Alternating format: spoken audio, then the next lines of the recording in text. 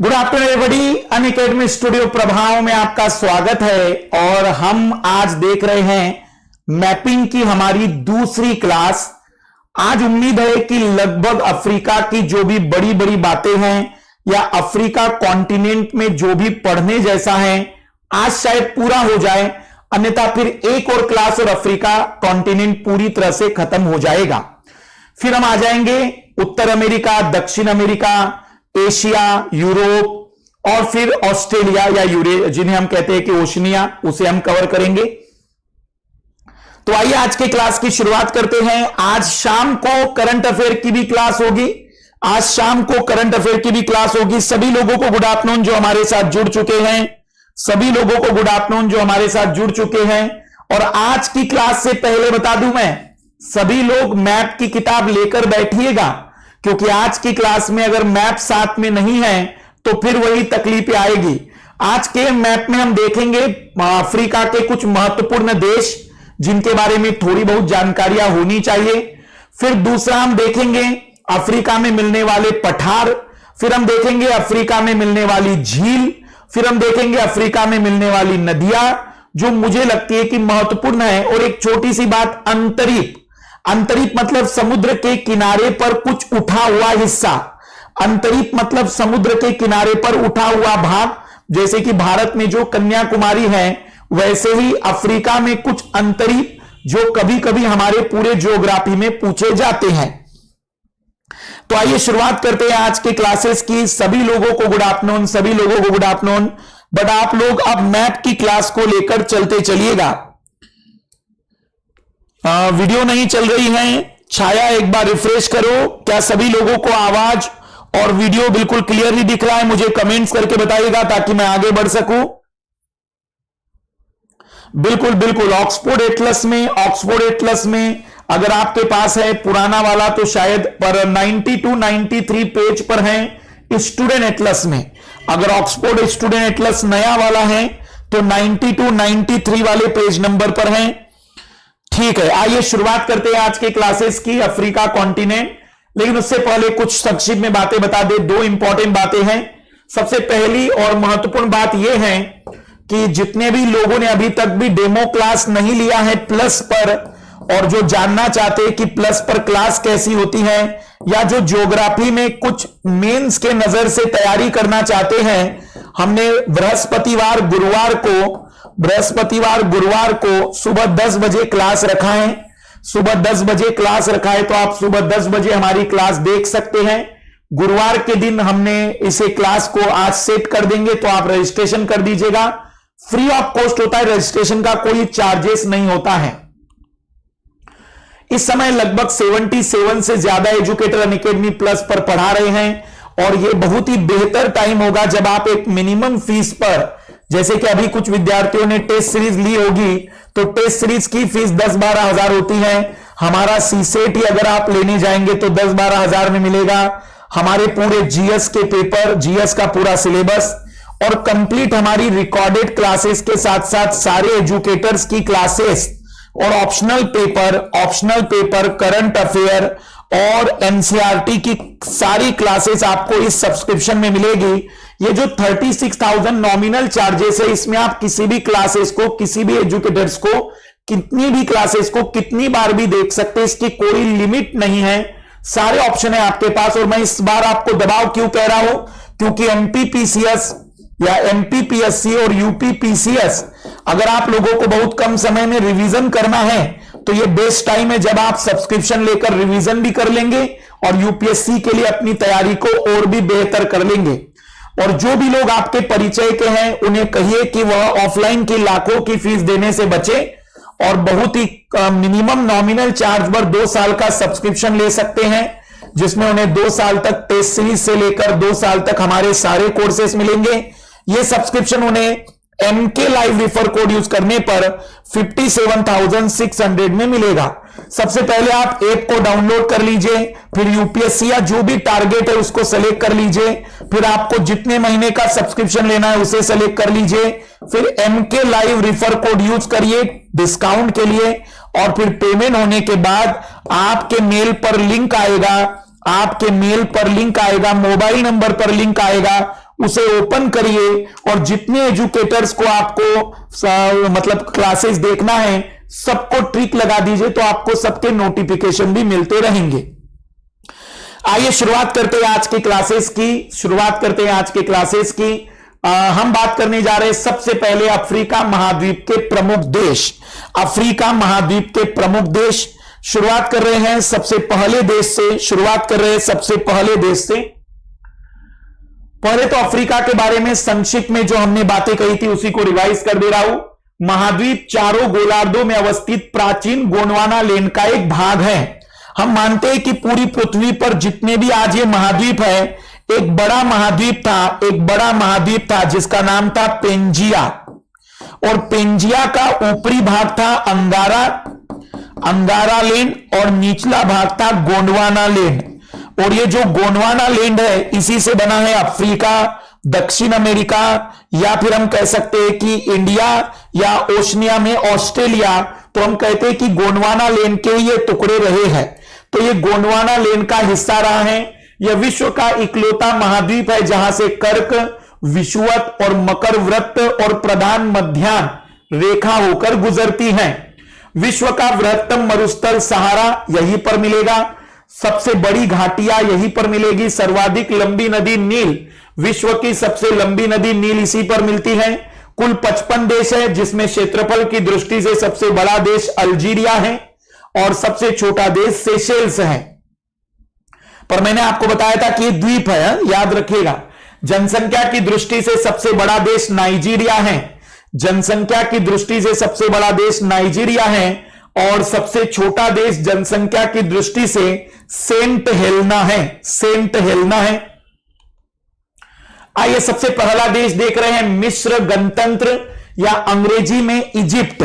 जैसे भारत को अंग्रेजी में इंडिया कहते हैं, वैसे ही मिस्र को अंग्रेजी में इजिप्ट कहा जाता है। और मिस्र बहुत ही ऐतिहासिक सभ्यता वाला देश है। भारत और मिस्र में कई सारी समानताएं हैं, क्योंकि मिस्र में भी संस्कृति लगभग उतनी ही पुरानी मानी जाती है जितनी कि भारत में। पहले तो मैं इस देश के बारे में कुछ छोटी छोटी बातें बताऊं। सबसे पहले मैप में देखिएगा, ये जो सुएज कैनाल है, इस सुएज कैनाल से के बाद भी इसका क्षेत्र आता है। तो ये जो पूरा का पूरा क्षेत्र है, हम इसे कहेंगे कि यह इजिप्ट के दायरे में आएगा, यह इजिप्ट के दायरे में, मिस्र के दायरे में आएगा। तो एक तरफ रेड सी है, सुएज कैनाल है। याद रखिएगा कि ऊपर यूरोप, नीचे इस साइड में एशिया, इसलिए यूरोप से जब भी कोई एशिया जाना चाहता हो तो उसे यहां से गुजरना पड़ेगा, क्योंकि यहीं पर सुएज कैनाल है। तो इसलिए इसको जंक्शन कहा जाता है। जंक्शन जहां से कई जगह जा सकते हैं। तो यूरोप वासियों को अगर एशिया आना है तो इसी रूट से होकर आ सकते थे, जो अगर सबसे न्यूनतम रास्ता होता था। तो इसलिए इसको जंक्शन कहते हैं। और इसकी जो राजधानी है कायरो, आपको मिलेगी नील नदी के तट पर। अगर हम बात करें तो इसमें कुछ हिस्सा मरुस्थल का भी है, और यह कर्क रेखा है इससे होकर गुजरती है। तो समझने की कोशिश करते हैं कि इसमें क्या क्या विशेषताएं हैं। मैप सभी ने देख लिया है, मैप में देखते चलिएगा सभी लोग। मिस्र का संपूर्ण क्षेत्र अफ्रीका महाद्वीप के उत्तर पूर्व में स्थित है। मिस्र को एशिया यूरोप का महाद्वीप का जंक्शन कहते हैं। इस पॉइंट को मैप में नोट करना, इसे एशिया और यूरोप महाद्वीप का जंक्शन कहते हैं। धरातल की दृष्टि से मिस्र को 4 भागों में बांटा गया। इतना गहराई में न भी जाए तो चलेगा।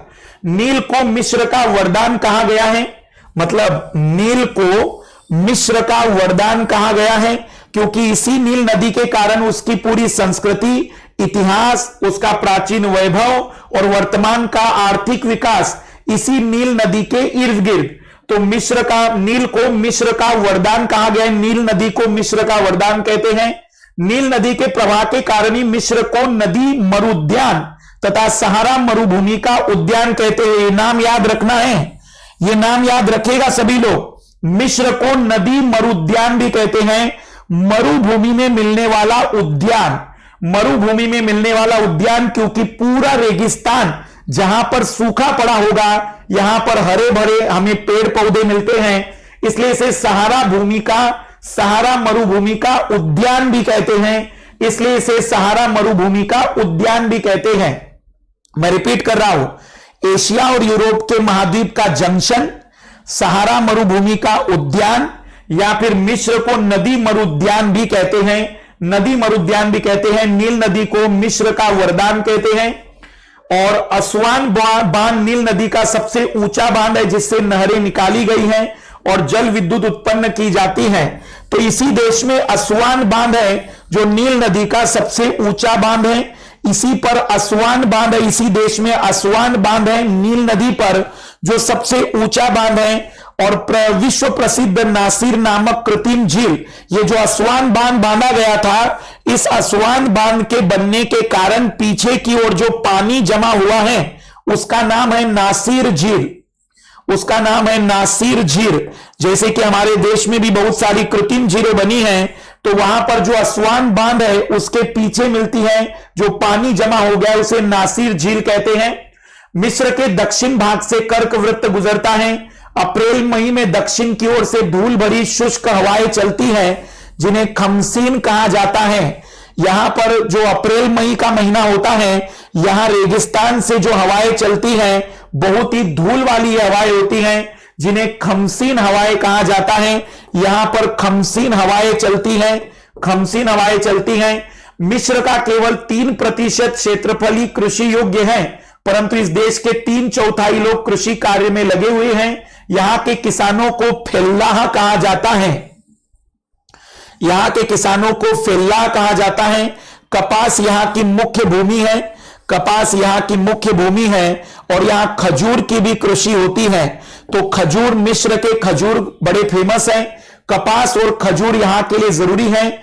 1869 में सुएज जल डमरू मध्य में खोदी गई है, मतलब जो सुएज नहर है, भूमध्य सागर को लाल सागर से जोड़ती है।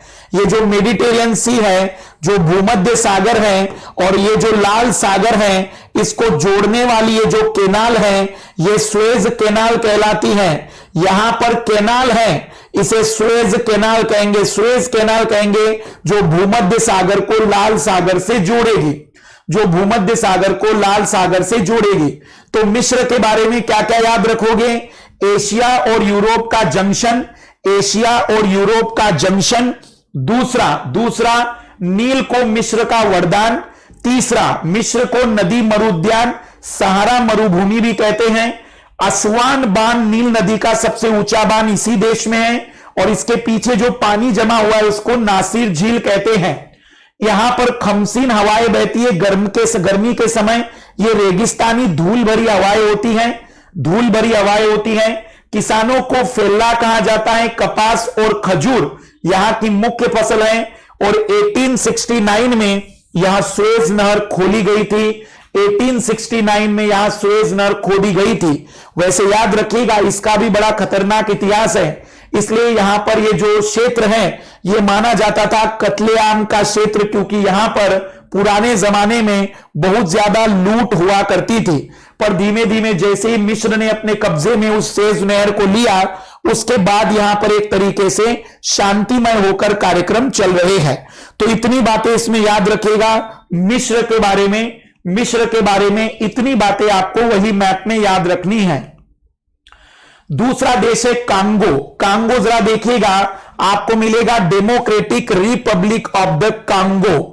Democratic Republic of the Congo. वैसे यहां पर कांगो दो है। ये डेमोक्रेटिक रिपब्लिक कांगो है, ये डेमोक्रेटिक रिपब्लिक कांगो है। तो याद रखिएगा कि ये जो कांगो है, ये बिल्कुल मध्य में, और आप देख सकते हैं कि मकर रेखा होकर जाती होगी। तो कुछ भी नहीं, दो बातें इसमें इंपॉर्टेंट है, वहां लिख देना। इसका नाम जायरे था पहले, इसको जायरे कहते थे। एक्चुअल में यहां पर एक बड़ी नदी मिलती है जायरे, और इस जायरे नदी के कारण ही इसका नाम जायरे रखा गया था। तो इसको पहले जायरे के नाम से जानते थे।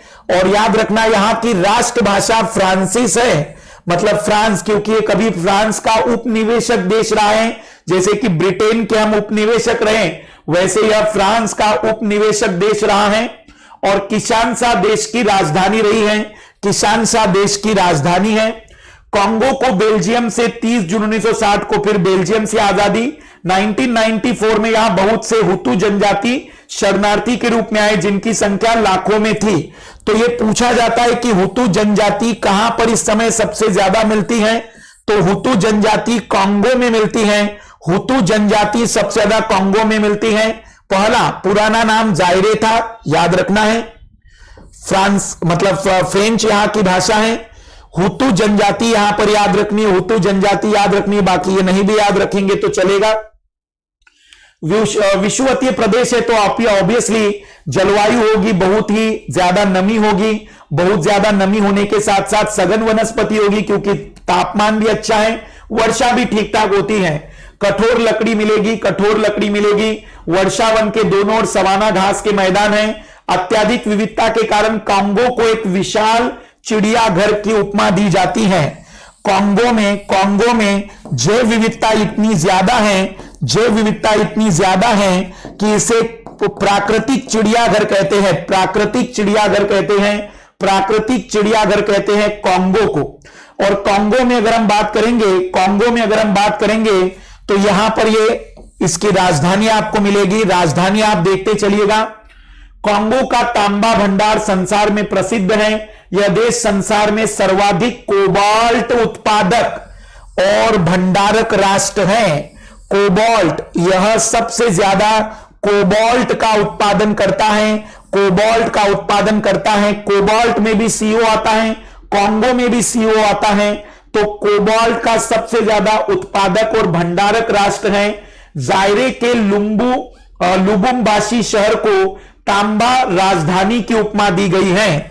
इसके जो शहर है लुबुम्बाशी, देखना लुबुम्बाशी मैप में मिलेगा आपको। लुबुम्बाशी मैप में लुबुम्बाशी दिखाई देगा, मैप में लुबुम्बाशी। ये तांबा राजधानी कहलाती है, तांबा राजधानी। यहां पर तांबा सबसे ज्यादा मिलता है, तांबा सबसे ज्यादा मिलता है। और विश्व में कोबाल्ट में सबसे ज्यादा उत्पादक और भंडारक यही है। यह कटंगा के पठार क्षेत्र में स्थित है और देश का प्रमुख आर्थिक व्यापारिक केंद्र है। यह कटंगा का पठार कहलाता है। अभी पढ़ेंगे हम पठारों में। यह कटंगा का पठार ये क्षेत्र है। और पठारों पर ही खनिज क्यों मिलते हैं, याद करिए। पठारों पर ही खनिज क्यों मिलते हैं, क्योंकि मैंने बताया था ये लावा से बनता है और लावा धातुओं से बना है, इसलिए वहां पर धातु मिलेंगे ही। विश्व में इस देश का हीरे के संचित भंडार में दूसरा और उत्पादन में तीसरा स्थान है। यहां पर विश्व की सबसे ज्यादा हीरे मिलते हैं दूसरे स्थान पर यह उत्पादन में तीसरे स्थान पर आता है। यह उत्पादन में तीसरे स्थान पर आता है। आइए देखना, रिपीट कर रहा हूं मैं। कांगो का पुराना नाम जायरे है, फ्रेंच भाषा है। हुतू जनजाति यहां पर पलायन करके आई है। यहां पर वर्षावन मिलेंगे, तो ऑब्वियसली वर्षावन है तो बहुत ज्यादा जैव विविधता भी मिलेगी और इसी कारण से इसे प्राकृतिक चिड़ियाघर भी कहते हैं। प्राकृतिक चिड़ियाघर भी कहते हैं। संसार में सबसे ज्यादा कोबाल्ट का उत्पादन और भंडारक देश है। और इसका जो लुबुम्बाशी शहर है, लुबुम्बाशी शहर है, उस शहर को हम नाम देते हैं तांबे की राजधानी। विश्व में इस देश में हीरे के संचित भंडार दूसरे स्थान पर और उत्पादक में यह तीसरे स्थान पर आता है। तीसरे स्थान पर आता है। किशानशा इसकी जो राजधानी है, किशानशा इसकी जो राजधानी है वो कुछ इस प्रकार से है। और यह इसका जो तटीय क्षेत्र है वह अटलांटिक महासागर से मिलता है। तो दूसरा देश था कांगो, दूसरा देश था कांगो। आइए अब हम चर्चा कर रहे हैं, तीसरा देश है दक्षिण अफ्रीका। थोड़ा दक्षिण अफ्रीका को देखिएगा, दक्षिण अफ्रीका को देखिएगा। उस दक्षिण अफ्रीका में सबसे इंपॉर्टेंट मैं आप लोगों को बता दूं, यहां पर आपको एक पर्वतमाला मिलेगी ड्रेकेंसबर्ग। यहां पर एक पर्वतमाला मिलेगी ड्रेकेंसबर्ग। यहां पर एक पर्वतमाला मिलेगी ड्रेकेंसबर्ग। और वहीं पर एक देश मिलेगा जो देश के अंदर देश लेसोतो है। इसकी दो राजधानियां हैं, केपटाउन भी और प्रिटोरिया भी और गैबरोन भी एक इसकी राजधानियों में शामिल की जाती है। तो इसकी राजधानियां ज्यादा हैं, इसके मामले में भी इसे आपको याद रखना है। हम इसमें देखेंगे कुछ शहर आप लोगों ने सुने होंगे, उन शहरों के बारे में। जोहान्सबर्ग आपने सुना होगा, जोहान्सबर्ग। फिर आपने जोहान्सबर्ग के साथ साथ जोहान्सबर्ग के साथ साथ आपने कुछ ऐसे नाम गांधी जी के आंदोलन के समय सुने होंगे जो गांधी जी के आंदोलन से जुड़े हुए थे, जैसे कि डरबन। डरबन को भी आप देख सकते हैं। डरबन भी यहां पर एक प्रसिद्ध, हम कहेंगे, बंदरगाह के रूप में हम मानते हैं डरबन को। दक्षिण अफ्रीका का पूर्व नाम यूनियन ऑफ साउथ अफ्रीका था। पहले इसको यूनियन ऑफ साउथ अफ्रीका कहते थे। यूनियन ऑफ साउथ अफ्रीका मतलब यूएसए कहलाता था वो। वर्ष 1961 में यह गणराज्य बना। लेसोतो नामक देश इसकी आंतरिक भूमि के अंदर ही स्थित है। इसका सबसे दक्षिणी छोर कैप ऑफ गुड होप, आशा अंतरीप है। इसका सबसे दक्षिणी छोर जो है वो पूरे अफ्रीका महाद्वीप का दक्षिणतम बिंदु है। अफ्रीका महाद्वीप का दक्षिणतम बिंदु है। अफ्रीका महाद्वीप का दक्षिणतम बिंदु है। अफ्रीका महाद्वीप का दक्षिणतम बिंदु है कैप ऑफ गुड होप। देखना जरा, cap of Good Hope, Cape of Good hope देखिएगा यहां पर, यह सबसे दक्षिणतम बिंदु है। अफ्रीका पूरे महाद्वीप का सबसे दक्षिणतम बिंदु है cap of Good Hope. Cape of Good hope को दक्षिणतम बिंदु मानते हैं। डरबन में भारत के मूलवासी और केपटाउन के आसपास निग्रो नस्ल के लोगों की बहुतायता है। पूर्वी उच्च भाग ड्रेकेंसबर्ग पर्वत कहलाता है। यह वाल और ऑरेंज नदियों का उद्गम स्थल है जो अंध महासागर मतलब अटलांटिक महासागर को हिंदी में कहते हैं। अटलांटिक महासागर को हिंदी में अंध महासागर कहते हैं। तो वॉल और ऑरेंज नदियां बता दूं मैं आप लोगों को, यहां पर जो सबसे बड़ी नदी है वो ऑरेंज नदी है।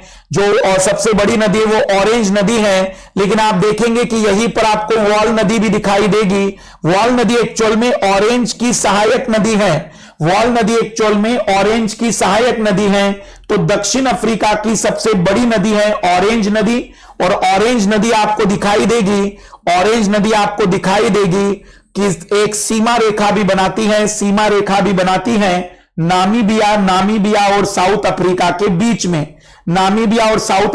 बीच में। यह सीमा रेखा भी बनाती है। केपटाउन अगर हम बात करें इसी में, तो यह वॉल और ऑरेंज नदियों का उद्गम स्थल भी है जो अंध महासागर में गिरता है। ड्रेकेंसबर्ग पर्वत, ये याद रखिएगा, बहुत बार आएगा पूरी ज्योग्राफी में। इसमें प्रमुख नदी लिम्पोपो है जो मकर रेखा को 2 बार काटती हुई हिंद महासागर में गिरती है। एक प्रमुख नदी लिम्पोपो, हम जब नदी पढ़ाएंगे तब तो देखेंगे ही, पर लिम्पोपो नाम याद रखिएगा। दक्षिण अफ्रीका संसार का दूसरा सोना भंडारक राष्ट्र है। यहां का अधिकतर सोना हाई वेल्ड के विट वाटर रेन क्षेत्र में पाया जाता है। इस देश का सबसे बड़ा नगर मोजम्बिक जोहान्सबर्ग तथा राजधानी प्रिटोरिया इसी भाग में है। ये नहीं भी याद रखेंगे तो चलेगा। दक्षिण अफ्रीका एक विशिष्ट कृषि प्रधान देश है। यहां की मेरिनो नामक भेड़ संसार में प्रसिद्ध है। मेरिनो नामक भेड़ संसार में प्रसिद्ध है। दक्षिण अफ्रीका संसार का प्रमुख ऊन उत्पादक देश है। क्रोमाइट तथा प्लेटिनम उत्पादक में यह देश संसार में प्रथम स्थान पर है। क्रोमाइट और प्लेटिनम में प्रथम स्थान पर है। आइए रिपीट कर रहा हूं मैं सारी बातों को। सबसे पहले तो इसका जो पुराना नाम था यूनियन ऑफ साउथ अफ्रीका था। लेसोतो इसके अंदर मिलने वाला देश के अंदर देश है। कैप ऑफ गुड होप जो पूरे अफ्रीका का दक्षिणतम बिंदु है। यहां पर ड्रेकेंसबर्ग पर्वतमाला मिलती है जहां से वॉल और ऑरेंज नदियां निकलती हैं। लिम्पोपो यहां पर एक विशिष्ट नदी निकलती है जो मकर रेखा को 2 बार काटती है। दक्षिण अफ्रीका संसार का दूसरा सोना भंडारक है। मेरिनो नामक भेड़ यहां पर प्रसिद्ध है। क्रोमाइट और प्लेटिनम उत्पादक में यह देश संसार में सबसे ज्यादा अग्रणी है। याद रखना, सोने से भी ज्यादा महंगा होता है प्लेटिनम। चांदी के जैसा ही सफेद रंग का होगा। जोहान्सबर्ग को स्वर्ण नगर की उपमा प्राप्त है। जोहान्सबर्ग को हम कहते हैं कि वह स्वर्ण नगर है। किम्बरले यहां की विश्व प्रसिद्ध हीरे की खान है। दक्षिण अफ्रीका संसार का 90% क्रोमियम उत्पादन करता है। क्रोमियम 90%। लोहा और इस्पात इस देश का प्रमुख उद्योग है। अब इसमें बहुत सारे उद्योग आ जाएंगे। केपटाउन दक्षिण अफ्रीका का सबसे बड़ा और डरबन एवं पोर्ट एलिजाबेथ इसके अन्य प्रमुख पतन हैं। तो केपटाउन सबसे बड़ा हम कहेंगे कि जल पतन है, और इसके अलावा पोर्ट एलिजाबेथ भी है, पोर्ट एलिजाबेथ भी और डरबन भी है, लेकिन सबसे बड़ा केपटाउन है, सबसे बड़ा इसमें केपटाउन है। अब जरा मेरी बातों पर ध्यान देना, फिर से मैं सारी बातें रिपीट कर रहा हूं, अभी मैं फिर से रिपीट कर रहा हूं। दक्षिण Africa, union of south Africa, cap of Good hope दक्षिण अफ्रीका का सबसे दक्षिणतम बिंदु ही नहीं है, पूरे अफ्रीका कॉन्टिनेंट का सबसे दक्षिणतम बिंदु है। भारत के लोग सबसे ज्यादा डरबन में आपको मिलेंगे। ड्रेकेंसबर्ग पर्वतमाला देखना, वहां से दो नदियां वाल और ऑरेंज, वाल की स्पेलिंग VAAL होगी, तो वाल और ऑरेंज नदियां लिम्पोपो मकर रेखा को 2 बार काटती हैं। लिम्पोपो नदी देखिएगा, मकर रेखा को 2 बार काटते हुए दिखाई देगी। लिम्पोपो नदी आपको ऐसी मिलेगी तो वह मकर रेखा को 2 बार काटेगी। दक्षिण अफ्रीका संसार का दूसरा सोना भंडारक राष्ट्र है। जरा कमेंट्स करिएगा, सबसे ज्यादा सोना फिर किस देश में मिलता है। फिर उसके बाद मेरिनो नामक भेड़ यहां पर विश्व प्रसिद्ध है, और प्लेटिनम और क्रोमाइट उत्पादन में संसार में प्रथम स्थान पर है। ये पॉइंट नोट करने हैं, बहुत इंपॉर्टेंट पॉइंट मैंने सेलेक्ट किए हैं। स्वर्ण नगर कहा जाता है जोहान्सबर्ग को, स्वर्ण नगर कहा जाता है, जोहान्सबर्ग को स्वर्ण नगर कहा जाता है।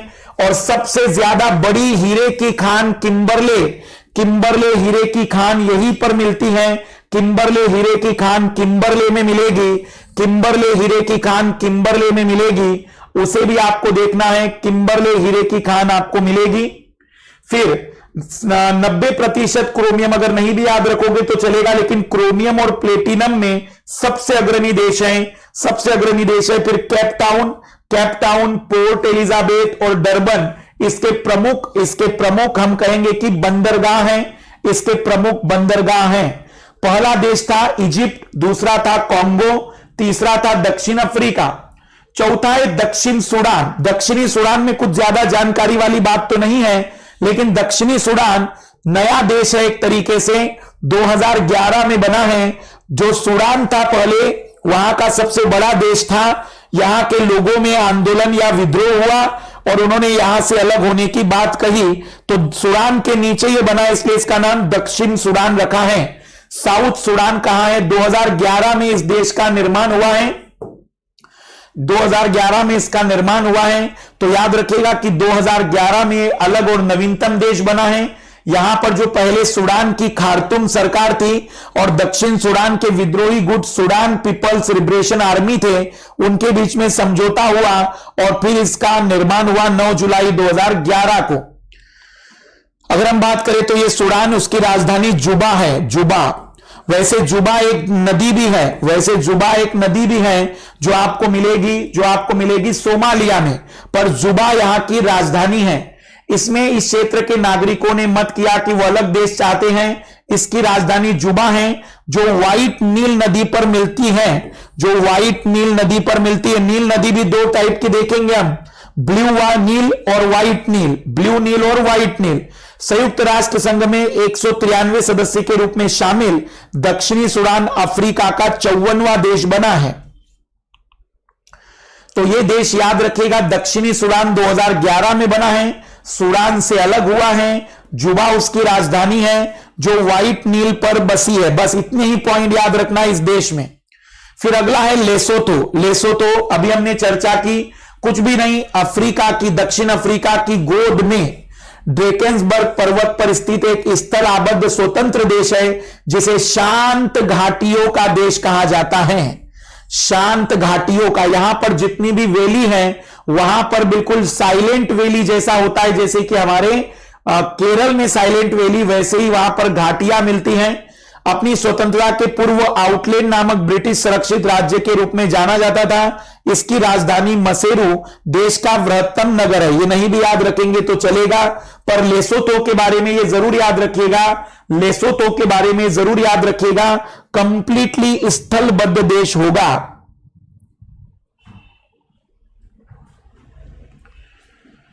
फिर अगला है मोजाम्बिक, अगला है मोजाम्बिक। मोजाम्बिक चैनल यहीं पर मिलता है, इसलिए मोजाम्बिक आप इस देश को देख सकते हैं। मोजाम्बिक दक्षिण पूर्व अफ्रीका का एक स्वतंत्र देश। यह अपनी स्वतंत्रता 1975 से पूर्व एक पुर्तगाली उपनिवेशक था। सब यूरोप के कहीं ना कहीं गुलाम थे, इतना याद रखना, नहीं भी याद रखोगे चलेगा। यहां आने वाला प्रथम यूरोपियन यात्री वास्को डिगामा था। वास्को डिगामा भी यहीं पर पहली बार आए थे। वास्को डिगामा, नोट करना ये पॉइंट, वास्को डिगामा ने भारत के अलावा सबसे पहला यूरोप का कोई व्यक्ति जो वहां पहुंचा होगा वह वास्को डिगामा यहां पर भी पहला पहुंचा हुआ व्यक्ति था। और यहां की जो राजधानी मपूतो है, एक बंदरगाह भी है, मपूतो एक बंदरगाह भी है। तो मोजाम्बिक में बस ये पॉइंट नोट करना है कि भारत के अलावा वास्को डिगामा ने मोजाम्बिक को भी खोजा है एक तरीके से, मोजाम्बिक को भी खोजा है एक तरीके से। फिर जिम्बाब्वे इसलिए क्योंकि मैच तो देखे होंगे, हरारे नाम सुना होगा क्योंकि वहां पर कई बार क्रिकेट मैच हुए होंगे, तो इसलिए मैंने जिम्बाब्वे को लिया है। अफ्रीका महाद्वीप के दक्षिणी भाग में जाम्बेजी और लियाम्पो नदियों के मध्य में अवस्थित है। जाम्बेजी और लियाम्पो नदी के मध्य में अवस्थित है। इसका प्राचीन नाम रोडेशिया था। हरारे इसकी राजधानी है। विक्टोरिया जलप्रपात, यह जाम्बेजी नदी पर अवस्थित विश्व का सबसे चौड़ा जलप्रपात है। विक्टोरिया जलप्रपात आपको इसी में मिलेगा, जो जाम्बेजी नदी पर है। विक्टोरिया जलप्रपात को देखेगा आपको यहां पर विक्टोरिया फॉल्स मिलेगा जो जाम्बेजी नदी पर है और विश्व का सबसे चौड़ा जलप्रपात है।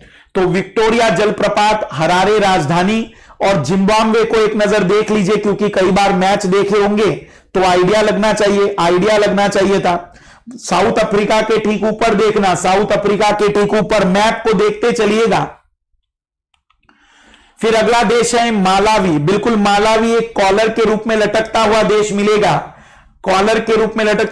मिलेगा। जो मोजाम्बिक है उसके ऊपर देखिए, मोजाम्बिक के ऊपर मालावी। क्या याद रखना है? मलावी का शाब्दिक अर्थ होता है ज्वालामुखी की भूमि, इसलिए इसका नाम मलावी रखा है। दक्षिण पूर्व अफ्रीका का एक भू आबद्ध देश है जो वर्ष 1964 के पूर्व एक ब्रिटिश उपनिवेशक था जिसका प्राचीन नाम न्यासालैंड था। अफ्रीका का स्विट्जरलैंड, याद करिए मैंने लिखवाया था, इसे अफ्रीका का स्विट्जरलैंड कहते हैं क्योंकि आप देख सकते हैं कि न्यासा लेक, जो न्यासा झील है, न्यासा झील के किनारे पर, लगभग पूरी न्यासा झील के किनारे पर यह देश मिलता है। मतलब न्यासा झील के किनारे पर मिलता है, इसलिए इसे अफ्रीका का स्विट्जरलैंड कहते हैं, अपनी प्राकृतिक सुंदरता के कारण और यहां की जलवायु के कारण। तो न्यासा झील के आपको यह पश्चिम में मिलेगा, बस इतनी सी बातें याद रखना। मलावी का मतलब क्या होता है? न्यासा झील के पड़ोस में है, अफ्रीका का स्विट्जरलैंड। फिर तंजानिया, 1964 में तंजानिया गणराज्य 2 राष्ट्रों तंगानिका और जंजीबार के विलोपरांत अस्तित्व में आया। पश्चिम हिंद महासागर के तट पर अवस्थित अफ्रीकी देश है जिसकी राजधानी डोडोमा है। तंजानिया के पूर्व में हिंद महासागर जिसमें पेम्बा और जंजीबार नामक 2 द्वीप है जो लौंग के उत्पादन के लिए विश्व प्रसिद्ध है। पेम्बा और जंजीबार देखना, ये जो दोनों के दोनों द्वीप है पेम्बा और जंजीबार लौंग के उत्पादन के लिए बहुत ही प्रसिद्ध हैं। आप देख सकते हैं केनिया के नीचे मोजाम्बिक के ऊपर, मालावी के ऊपर आप इस देश को देख सकते हैं। तो पेम्बा और जंजीबार जरूर याद रखिएगा, लोंग के प्रसिद्ध के लिए, इसलिए इसको लोंग द्वीप भी कहते हैं और पूरे विश्व में प्रसिद्ध है, वो विश्व में प्रसिद्ध है। इसका पश्चिमी भाग पठारी तथा उत्तरी भाग पर्वतीय है, जहां अफ्रीका की सर्वोच्च चोटी किलीमांजारो मिलती है। देखना किलीमांजारो बिल्कुल सीमा पर है, केनिया और तंजानिया के सीमा पर है किलीमांजारो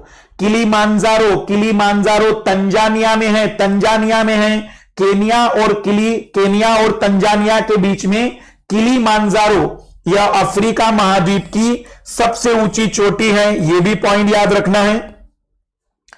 दार ए सलाम पूर्व राजधानी तथा पश्चिम अफ्रीका का व्यस्ततम बंदरगाह है। दार ए सलाम, पहले यही राजधानी थी दार ए सलाम, अब डोडोमा है। पहले दार ए सलाम राजधानी थी, अब डोडोमा है। तो किलीमांजारो इसके लिए बहुत प्रसिद्ध है। और आप देख सकते हैं कि जो विक्टोरिया झील है, ये जो विक्टोरिया झील है ये इसमें मिलती है, विक्टोरिया झील भी मिलती है इसमें, देखना अधिकतर नाम विक्टोरिया पर रखे गए हैं। जहां जहां नाम विक्टोरिया रखे मतलब समझ जाइएगा कि ब्रिटिश का उपनिवेश रहा होगा, ब्रिटिश शासन का उपनिवेश रहा होगा। तो याद रखना क्या है, तंजानिया में पेम्बा और जंजीबार दो द्वीप, जिन्हें लौंग उत्पादन के कारण लौंग द्वीप के नाम से भी जाना जाता है। अगर हम बात करें तो यह पश्चिमी पठारी प्रदेश में यहां पर किलीमांजारो सबसे ऊंची चोटी मिलेगी और दार ए सलाम भी बहुत ही व्यस्ततम, बहुत ही बड़ा बंदरगाह माना जाता है अफ्रीका का। फिर अगला देश है कीनिया, और कीनिया का जो नाम यहां पर रखा गया है, इसकी पर्वतमाला कीनिया के कारण, क्योंकि यहां पर सबसे ऊंची चोटी मिलती है माउंटेन कीनिया सबसे ऊंची पर्वत चोटी होने के कारण ही इसका नाम कीनिया रखा गया है। यह विषुववृत्त पर अवस्थित अफ्रीका महाद्वीप का एक स्वतंत्र देश है, जिसका नामकरण अफ्रीका की दूसरी सर्वोच्च चोटी माउंट केनिया, अफ्रीका की दूसरी सर्वोच्च चोटी है माउंट केनिया के नाम पर है। केनिया अपनी स्वतंत्रता से पूर्व ब्रिटिश ईस्ट अफ्रीका नामक संरक्षित राज्य के रूप में जाना जाता था। इसकी राजधानी नैरोबी है। तो कीनिया का नाम जो रखा गया है वो दूसरी सबसे ऊंची चोटी कीनिया जो पर्वत है उसके बेस पर रखा गया है। इस देश को भी देखते चलिएगा, दो ही बातें, नैरोबी याद रखिएगा और केनिया याद रखिएगा। फिर सोमालिया देखना, सोमालिया में जैसे मैंने अभी आपको बताया था कि जुबा नामक एक नदी मिलती है, तो सोमालिया में जुबा नामक नदी मिलती है। जुबा अभी मैंने बताया था राजधानी है दक्षिणी सूडान की। तो अगर हम बात करें सोमालिया, हॉर्न ऑफ अफ्रीका के देशों में सम्मिलित सोमालिया अरब सागर के पश्चिमी तट पर अवस्थित मध्य अफ्रीकी महाद्वीप का एक देश है, जो स्वतंत्रता से पूर्व सोमाली लैंड के नाम से प्रसिद्ध था। यहां की जो राजधानी है मोगादिशु, यहां की जो राजधानी है वो है मोगादिशु। वैसे सोमालिया के डाकू ही आप लोग जानते होंगे, पर ऐसा नहीं है, यह देश भी हम कह सकते हैं कि बेहतर देशों में अब आने वाले समय में तेजी से विकसित होने वाले देशों में गिना जा रहा है अफ्रीका में। फिर इथोपिया वो भी हॉर्न ऑफ अफ्रीका में गिना जाता है। हॉर्न ऑफ अफ्रीका के देशों में सम्मिलित तथा अबिसिनिया के पठार पर अवस्थित एक भू आबद्ध देश है, जिसके पश्चिमी भाग पर इथोपियन उच्च भूमि और पूर्वी भाग पर शेबेल्स के मैदान है। इसकी राजधानी अदिस अबाबा, बस इथोपिया इतना याद रखो, इथोपिया की राजधानी अदिस अबाबा। और समुद्र पे कहीं पर भी नहीं है, समुद्र से कोई संपर्क नहीं है, इसलिए समुद्र से संपर्क ना हो तो हम उसे कहते हैं कि वो स्थलबद्ध देश है। फिर सूडान जो अब साउथ सूडान अलग हो गया, तो सूडान की जो राजधानी है खार्तून की विशेषता है कि यहां पर व्हाइट नील और ब्लू नील आकर मिलती है। जैसे इलाहाबाद में यमुना और गंगा मिलती है, वैसे अफ्रीका में ये जो सूडान की राजधानी खार्तूम है, यहां पर ब्लू नील और व्हाइट नील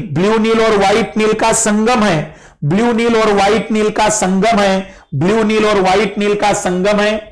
यह अपनी स्वतंत्रता से पूर्व ब्रिटिश साम्राज्य का एक उपनिवेश था। इसकी राजधानी खार्तूम ब्लू और व्हाइट नील का संगम पर मिलती है, ये याद रखना है, ये पूछा गया है कई बार। खार्तूम इसकी जो राजधानी है वो ब्लू और व्हाइट नील के संगम पर है। फिर अगली है लीबिया, अगला है लीबिया, अगला है लीबिया, अगला है लीबिया।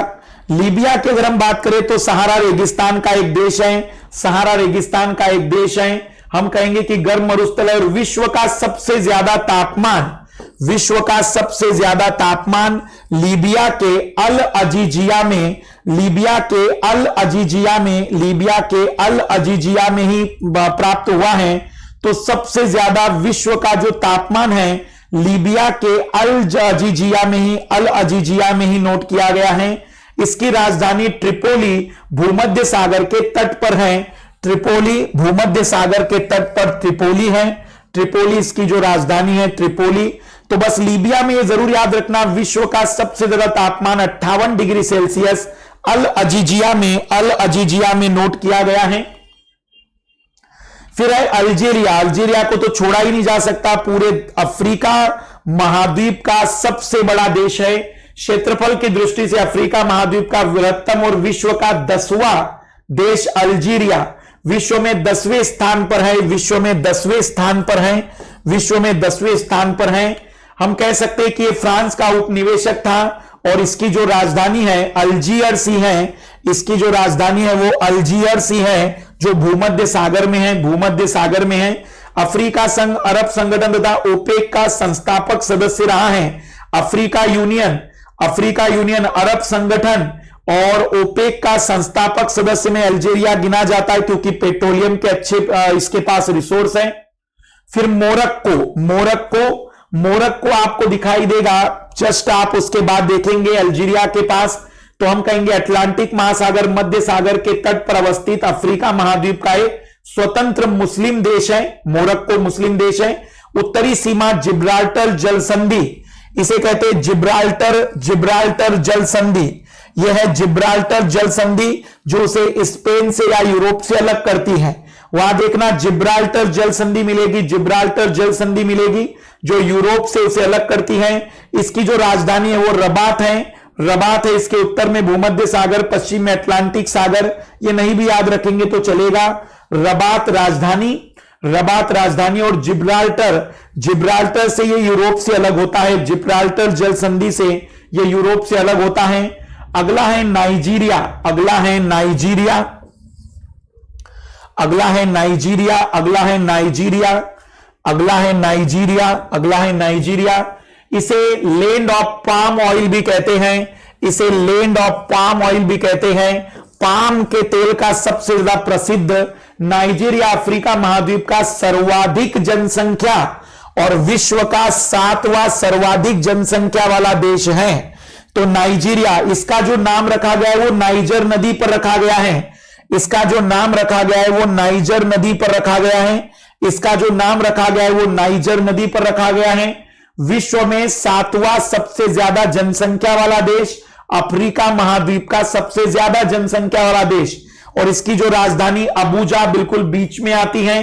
तटीय भागों में विषुवतीय जलवायु और आंतरिक भागों में ग्रीष्म ऋतु शुष्क होने के कारण गर्म और धूल भरी हवाएं चलती हैं। इसे हरमट्टन हवाएं कहते हैं। यहां पर हरमट्टन चलती हैं और इन्हें डॉक्टर हवाएं भी कहा जाता है क्योंकि यह शुष्क हवाएं होती हैं जो आर्द्रता वाले मौसम को खत्म कर देती हैं। इस देश में नाइजर नदी गुआना उच्च भूमि से निकलकर गुआना, माली और नाइजर से होते हुए नाइजीरिया में प्रवेश करती है, जहां वेन्यू नदी आकर इसमें मिलती है और यह गिनी की खाड़ी में गिरती है, जहां पर नाइजर का डेल्टा आपको मिलेगा। तो रिपीट कर रहे हैं कि कौन कौन से देश हमें देखने हैं। यहां पर मैं एक बार रिपीट कर दे रहा हूं कौन कौन से देश हमें देखने हैं इसमें। सबसे पहले तो अगर हम बात करें, हमने सबसे पहला जो देश यहां पर शुरुआत की थी इजिप्ट, मिस्र की शुरुआत की। मिस्र के बाद हमने देखा जायरे, कॉन्गो। फिर तीसरा देश हमने इसमें देखा दक्षिण अफ्रीका। फिर चौथा देश इसमें हमने देखा दक्षिणी सूडान। फिर हमने देखा है लेसोथो। फिर हमने देखा है मोजाम्बिक। फिर उसके बाद जिम्बाब्वे, फिर मलावी, फिर तंजानिया। उसके बाद हमने देखा है तंजानिया के बाद Kenya, Somalia, Ethiopia, Sudan, Libya, Algeria, Morocco और नाइजीरिया इतने देशों पर जरूर याद रखिएगा, इतने देशों में वो सारे पॉइंट जरूर याद रखिएगा। अब कौन से प्रमुख महासागर, सागर या चैनल हैं इससे जुड़े हुए, तो ध्यान से देखिएगा। सबसे पहले भूमध्य सागर है, और भूमध्य सागर कौन कौन से देशों से होकर गुजर रहा है? Morocco, Algeria. पूछा जाता है यूपीएससी में कई बार कि कौन सा देश भूमध्य सागर के तट पर है, तो मोरक्को, अल्जीरिया, लीबिया, फिर ट्यूनिस, इजिप्ट। हम अगर बात करें तो यहां पर यह अफ्रीका को यूरोप से अलग करता है। अफ्रीका के उत्तर में स्थित मोरक्को, अल्जीरिया, ट्यूनेशिया, ये जो देश है ट्यूनेशिया, लीबिया, मिस्र को मैं इजिप्ट लिख रहा हूं, और मैंने इसे याद रखा है मेटल के नाम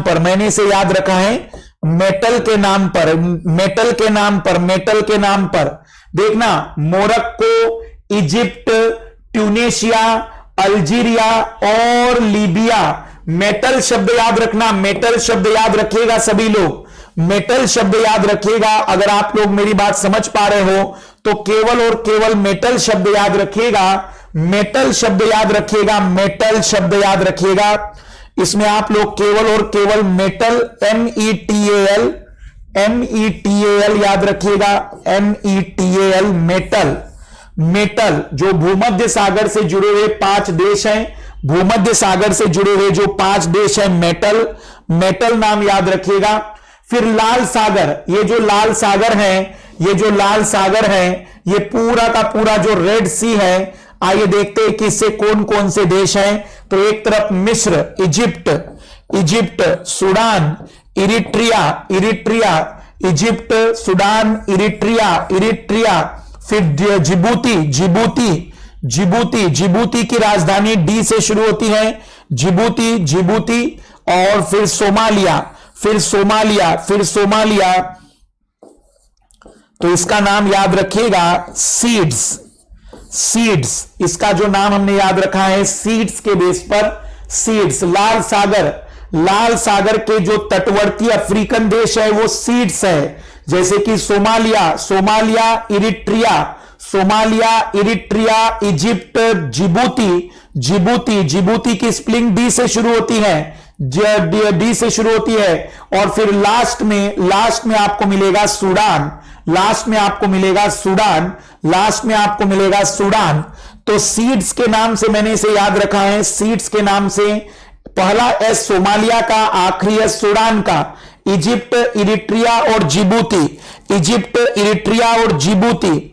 तो सूडान में इसमें याद रखना है मेटल, इसमें याद रखिएगा मेटल, METAL याद रखो तो भी कोई गलत नहीं है, या MTA, जैसे कि एक लाल है राजकुमार, तो आप MATLE भी कह सकते हैं, और सीड्स है जो लाल सागर से जुड़े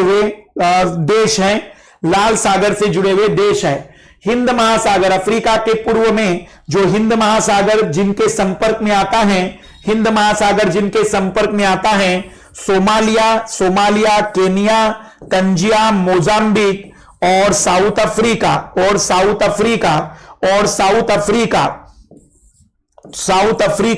तो हम कह सकते हैं इसे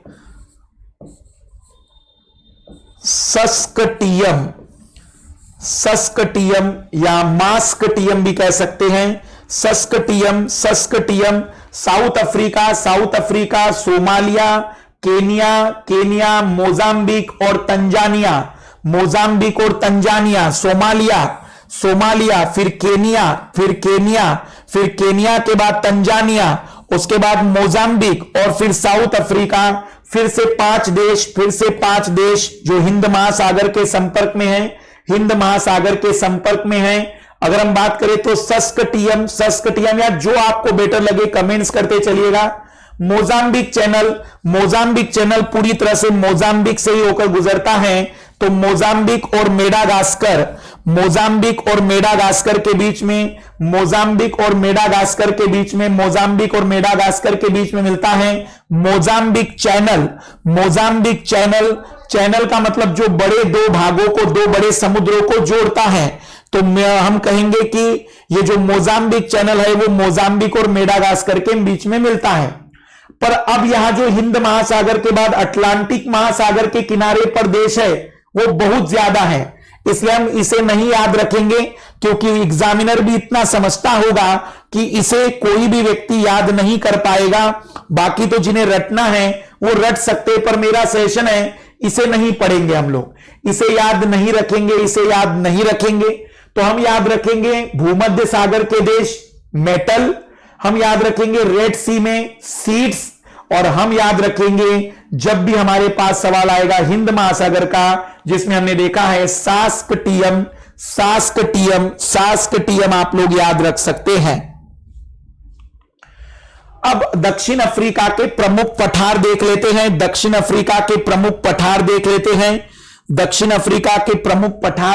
हैं।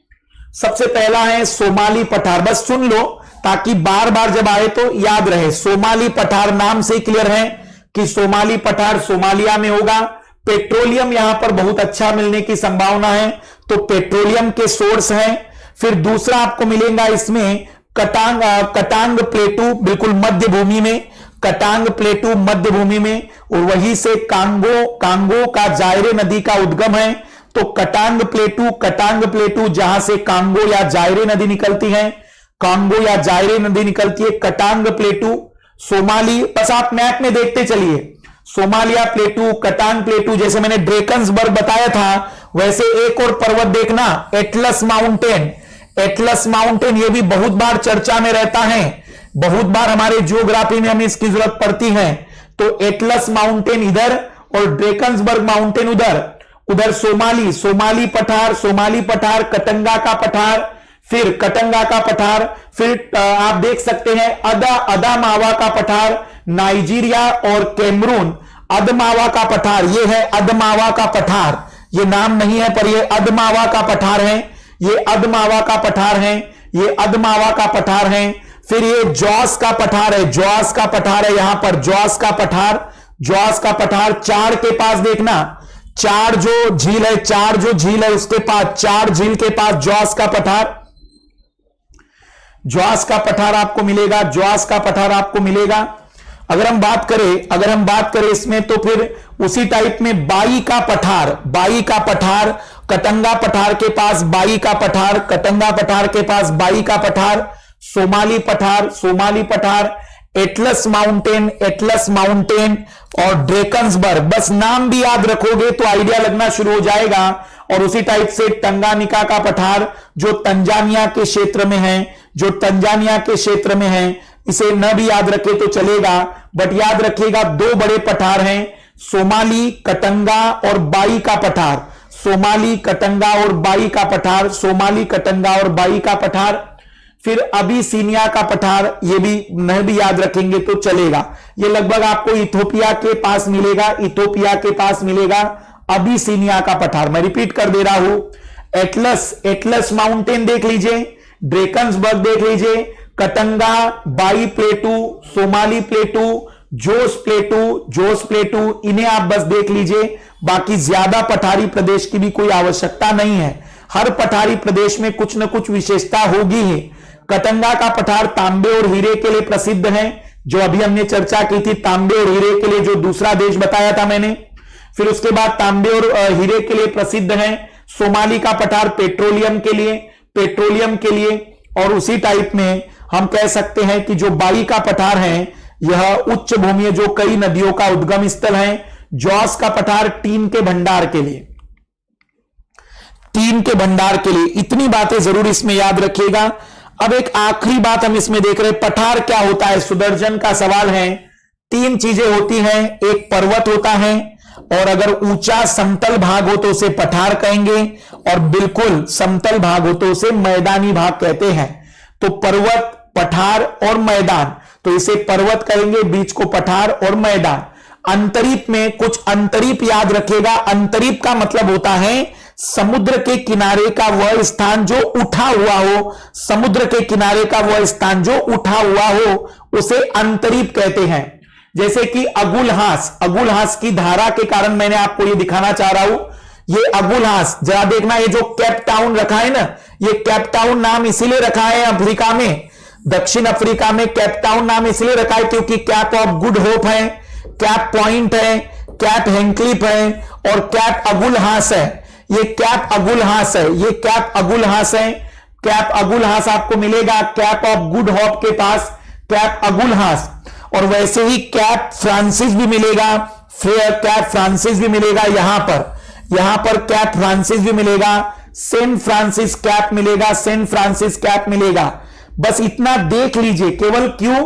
क्योंकि अगुलहास की धारा आती है, अगुलहास की धारा, तो आपको याद रहे कि अगुलहास कहीं ना कहीं था। कैप अगुलहास इसे कहेंगे, कैप अगुलहास कहेंगे। उच्च भूमि है, मतलब इस कारण से इसका नाम रखा जाता है वर्डी कैप। वर्डी कैप आपको इसलिए याद रखना है, वर्डी कैप आपको इसलिए याद रखना है क्योंकि अफ्रीका महाद्वीप में सबसे पश्चिमतम भाग में है, सबसे पश्चिमतम भाग में है वर्डी कैप या कैप वर्डी कहेंगे। मैप में देखते चलिएगा कैप वर्डी। और वैसे ही सबसे पूर्वी है गार्डफुई, जो आप सोमालिया में देखेंगे गार्डफुई, सोमालिया में देखेंगे गार्डफुई, तो ये सबसे पश्चिमी है, ये सबसे पूर्वी है। और दक्षिण में हमने आपको बता दिया कि कैप ऑफ जो गुड क्या है, गुड होप है, जो अभी हमने देखा था Cape of Good Hope, Cape of Good Hope दक्षिणतम है, दक्षिणतम है। फिर हमने इसका जो पूर्वी था कैप वर्डी, पश्चिमी कैप वर्डी और दक्षिणी गार्डफुई, दक्षिणी गार्डफुई। ये कैप मतलब ये जो क्षेत्र है इन्हें जरूर याद रखिएगा।